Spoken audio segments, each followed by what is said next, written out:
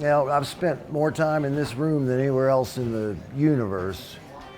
I realized that years ago, and it hadn't changed since then. But what was the question? It's one of the freer places you can find. It reminds me a lot of Amsterdam. You're free to do what you want without anybody. Well, if they do judge you, fuck them. It don't matter. We're all in the same boat here. So.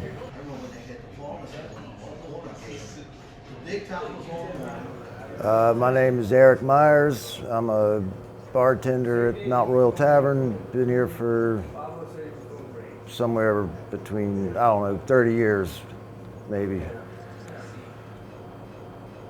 I was supposed to be a music teacher, was the plan, but I came here to study. I started drinking here, and then I started working the door because I was hanging out here so much. And so they said, look, you're here every night standing by the door anyway. We'll give you $20 and all you can drink. All you gotta do is card people and clean up some tables every now and then. And I was like, yeah, all right, I'll do that. First time I got drunk was on a Boy Scout canoeing trip when I was 14. Boone's Farm wine, slipped in a cow pile. All right, good night, or good afternoon, good morning. I went in the Irish pub down the street, and I was sitting there, and they had delicious food. They had pool tables. The bartenders could choose what CDs they wanted to listen to. The beer was a little cheaper. I came back here and I was telling this to this other bartender, Dawn, doesn't work here anymore. And I was telling her all this. She said, and you know what? They got managers. I was like, oh, never mind. So that's, here we're in control of the ship. Can you describe the Mount Royal Tavern in 3 words? Pile of shit. Yeah, this place, it's a cultural corridor, and it's not exactly going to be like any other bar. We have all kinds of people that come through, and, you know, our ceiling being done by alumni Joe Helms in '94, people come by just to see this as well.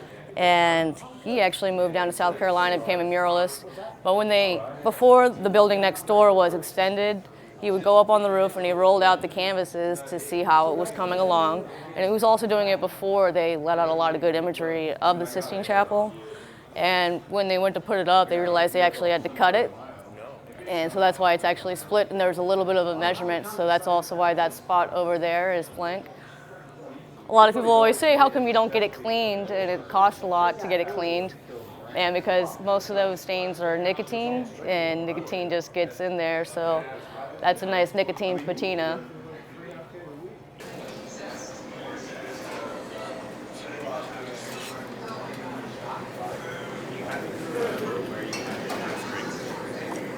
Yeah, I came here for college and then fell in love with Baltimore. It happened my sophomore year. So we were coming back from Thanksgiving, and you get off 695 onto 83. There's that weird orange glow ahead of you, and I just went, cool, I'm home. Shit, when did that happen? And I've been in Baltimore ever since. I can't explain it. It's just, it's you know, home to me. It's my heart. I can't imagine living anywhere else. It's grown on me a lot. And then I'd been working at the Institute for a while, at the art store, which used to be next door. So, you know, I knew everybody that worked here at the time because I'd come over here in the mornings to get coffee. And one day they asked me, you know, said, Ben, we need a backup bartender. If you want to talk to the boss, you know, maybe you can get some extra hours and make some more money. And I was like, okay. And when I came in to ask him, he said, yeah, do you know how to count? I said, yeah. He says, okay, you're hired. That I did for about a year. And that's when I ended up becoming a football fan. because the Ravens were new, and that was the year they won their first Super Bowl. I think it was back in 2000. But beginning of the season, I was like, can you guys keep it down? I'm trying to sleep. To what the fuck does that call mean? And by the end, I was hooked, which sucked because my shift ended at 6. The Super Bowl comes on at 6:30. They do a big food spread, and back then they were deep frying turkeys out back, making French fries, stuff like that. By the time I got off, there was nowhere to sit in the bar because it was so packed. I went home with a plate of turkey and fries and watched the game by myself. It was so much fun. I loved that game. They won. So yeah, I've been an avid football fan. Dyed my hair purple. But in 2012, when the Ravens won their second Super Bowl, I was getting grief from the Oriole fans. Like, why isn't your hair orange? Why isn't your hair orange? So I started dyeing my beard to make up for it. I got so tired of basketball that I started making a pot of chili, and I put it out and we'd give it away every Tuesday night. And I put up signs, come in and watch hockey with free chili. I always had, Caps versus Lightning, Caps versus Penguins, stuff like that. And it was just so I could hopefully get some hockey fans in here and not have to have basketball on both sides. So I could, put the basketball in the back, watch the hockey up front. And we did that for, I've been probably cooked the chili for like 10 years, and I've got a reputation for it now. Now, sometimes you get people coming over here. I remember this one couple. It wasn't a couple, it was these 2 girls and 1 guy, and they came in. And the guy was familiar. I hadn't seen the women before. And first one walked up and says, "Is there any way in hell I can get a drink with more than 1 ounce of alcohol in it?" And I said, "Hell yeah." And the guy started laughing and said, I told you. They'd been over at the Brass Tap having food. And we told them, if you want to go get food and come back, that's fine. We don't care about that. We got a box of menus. People can order food if they want. It's a walk of life, I know I'm going to come here. There's going to be no nonsense. It feels like a Baltimore bar. Like, there's nobody trying to one-up each other. There's nobody just trying to, show off. I feel like it's a bar for the people. Like, you come here to drink. You come here to talk. That's it, How would I describe the Tab in 3 words? Eclectic, unpredictable, and relaxing. The previous owner of the bar, Elliot, it's only had 3 different owners in its history, I guess. But the previous owner was more like a lesbian cigar bar in here, I'm told. And there was this woman that worked here who would smoke cigars and put all her labels of her different cigars around. This was a heavy smoking bar for many years, and it is drastically different.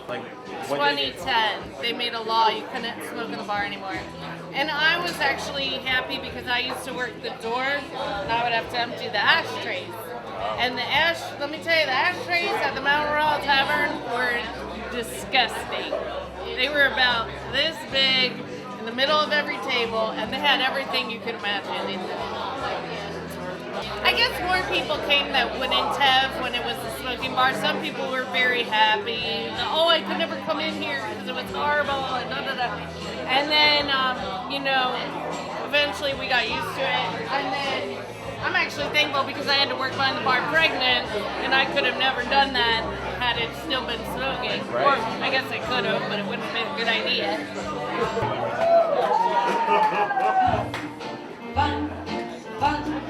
I play this one girl.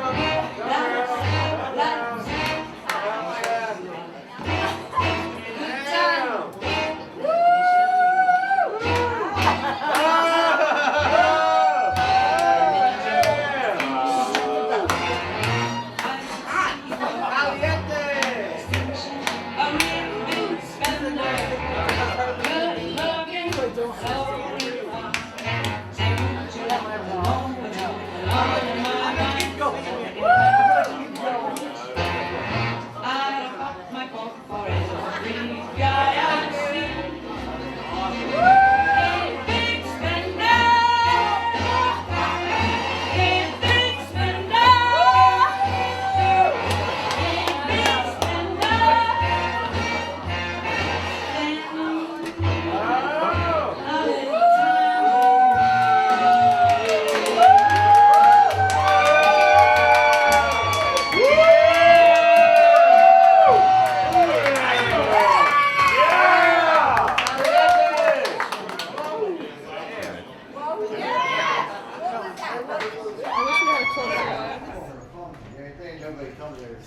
That's right. No.